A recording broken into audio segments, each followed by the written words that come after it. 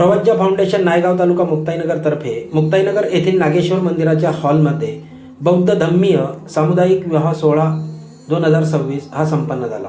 या प्रसंगी मोठ्या संख्येने सामाजिक कार्यकर्ते व राजकीय पदाधिकारी देखील उपस्थित होते।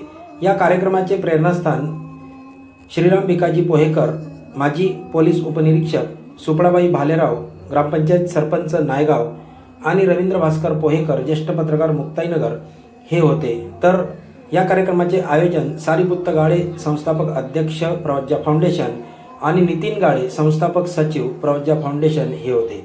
या कार्यक्रमामध्ये तब्बल 45 जोडप्यांचा सामुदायिक विवाह सोहळा संपन्न झाला।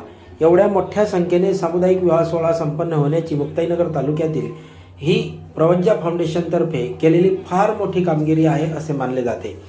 प्रवज्जा फाउंडेशनतर्फे दरवर्षी मुक्ताईनगर येथे सामूहिक विवाह सोहळा संपन्न केला जातो। त्यामुळे मोठ्या संख्येने समाज बांधव दरवर्षी आपले लग्न हे थांबवून ठेवतात। विशेष म्हणजे अत्यल्प खर्चामध्ये सर्व समाजाला सोबत घेऊन, जाती धर्माच्या विविध क्षेत्रातील लोकांना सोबत घेऊन हा कार्यक्रम होत असल्याने या कार्यक्रमाची आतुरतेने वाट दरवर्षी पाहिले जाते। याही वर्षी या कार्यक्रमासाठी विधी संचलन शैलेंद्र जाधव, केंद्रीय शिक्षक भुसावळ यांनी केले, तर मंगल कामना एजी तायडे गुरुजी आणि सुमंगल अहिरे गुरुजी यांनी केली। बघा हा संपूर्ण व्हिडिओ आवडल्यास लाईक, कॉमेंट, शेअर करा आणि सबस्क्राईब करायला विसरू नका। Wadekar's info news. जय हिंद, जय महाराष्ट्र, जय भीम। बघू शकतो आपण या ठिकाणी 45 जोडप्यांचा सामुदायिक विवाह सोहळा हा पार पडत आहे।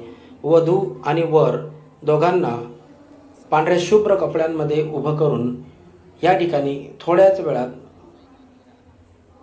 मंगल कामना पूर्ण होत वरमाला गळ्यात अर्पण करण्यात येणार आहे। अशा प्रकारे अतिशय सुंदर, अविस्मरणीय अशा या कार्यक्रमासाठी प्रवज्जा फाउंडेशनचे खरोखर कौतुक करावे तेवढे कमीच आहे।